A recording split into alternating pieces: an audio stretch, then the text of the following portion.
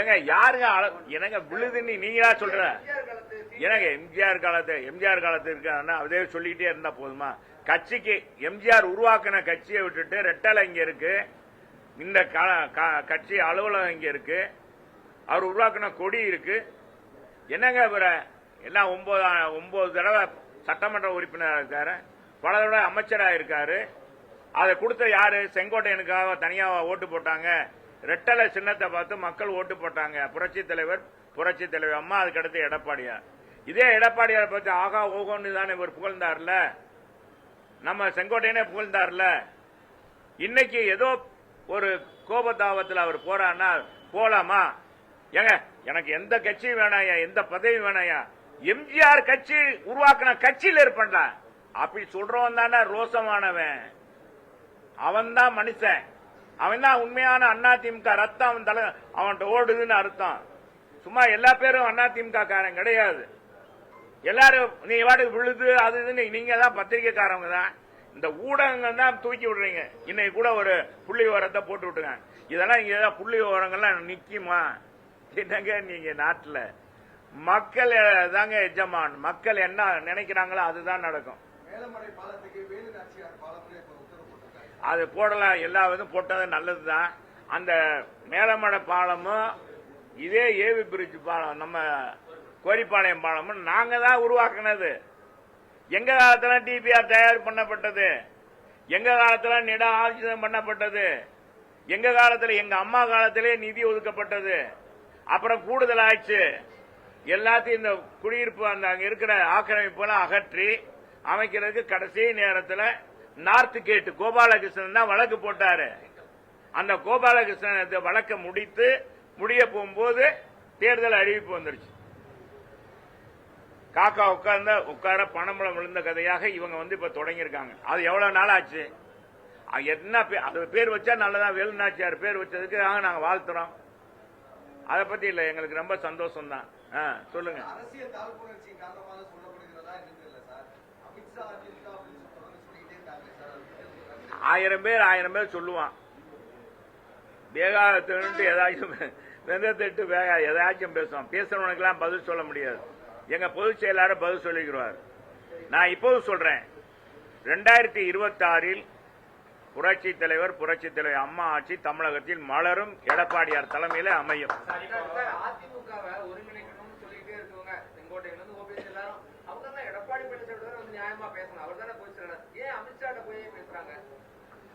அவங்ககிட்ட இப்ப நீங்க செல்லூர் ராஜிட்ட கேக்குறீங்க, அவர்கிட்ட போய் கேளுங்க.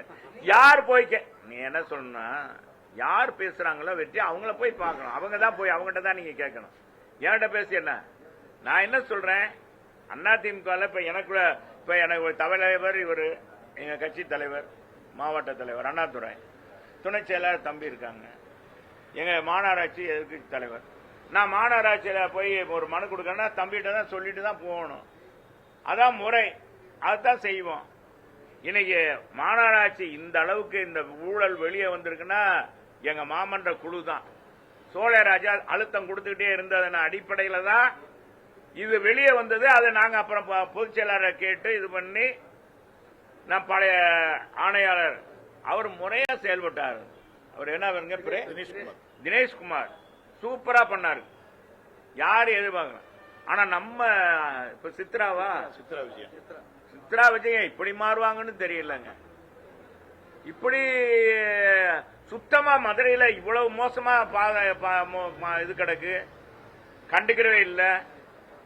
இது எப்படி இந்த கூட்டு குடிநீர் திட்டத்தை அவங்க திறக்கிறதுக்கு முதலமைச்சருக்கு சொன்னாங்க. ஒரு ஆணையாளர் முழுமையான விவரத்தை முதலமைச்சரை ஏமாத்துறாங்க. 2,57,000 குடிநீருக்கு கொடுக்கறோம்ன்றாங்க. இன்னைக்கு புள்ளி விவரம் சொல்றாங்க. 2,57,000 பேருக்கு வந்துருச்சா? ஆய்வு பண்ண சொல்லுங்க. இல்லவே இல்லை. வேற எதுவும் கேள்வி கேட்கறீங்களா மாநகராட்சியை பற்றி?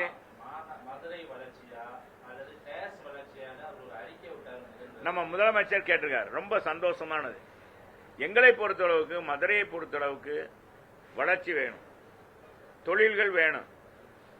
நீ பாருங்க, முதமாக இங்கே நம்ம இந்த அரசாங்கம் முத என்ன சொன்ன, ஒரு டைட்டில் பார்க் கொண்டு வந்தாங்க.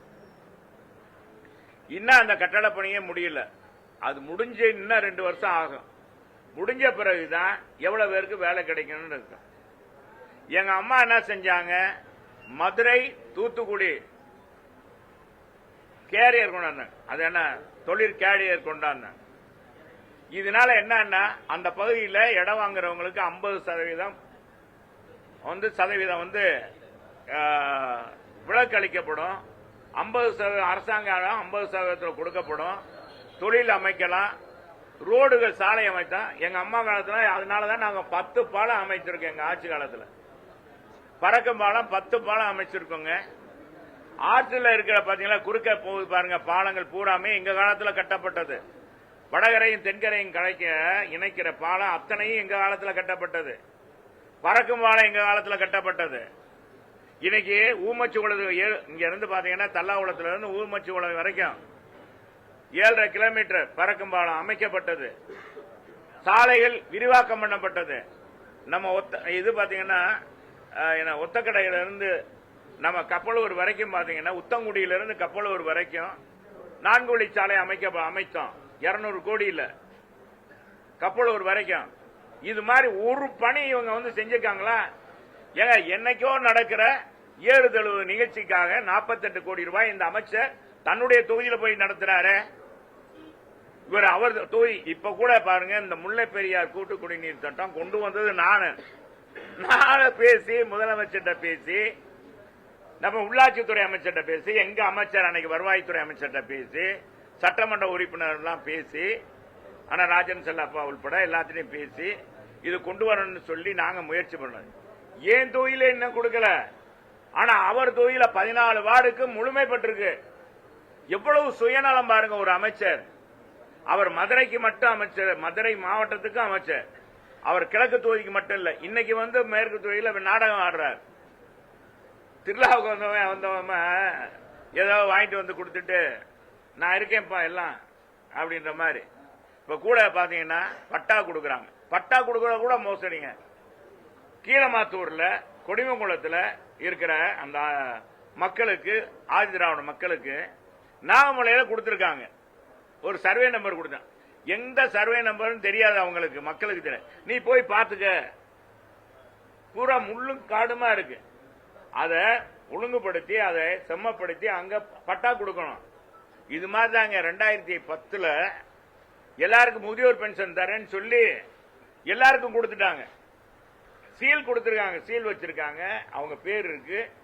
ஆனா ரிஜிஸ்டர் பண்ணல. முதியோர் பென்ஷன் 500 ரூபாய்க்கு.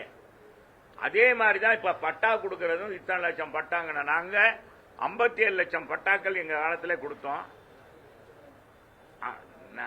53,000 பேருக்கு லேப்டாப் கொடுத்தோம். 13,000 பேருக்கு பாத்தீங்கன்னா 53 லட்சம் பேருக்கு கொடுத்தோம். 13,000 பேருக்கு தாலிக்கு தங்கம் கொடுத்தோம். நாங்க கொடுத்தோம்னா எல்லாருக்குமே தெரியும்.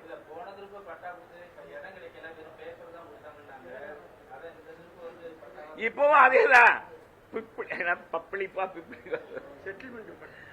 இது சும்மாங்க. இது ஒரு பேருக்கு நம்ம முதலமைச்சரை அங்க கூட்டம் சேர்க்கணும், முதலமைச்சரை ஏமாற்றுறாங்க.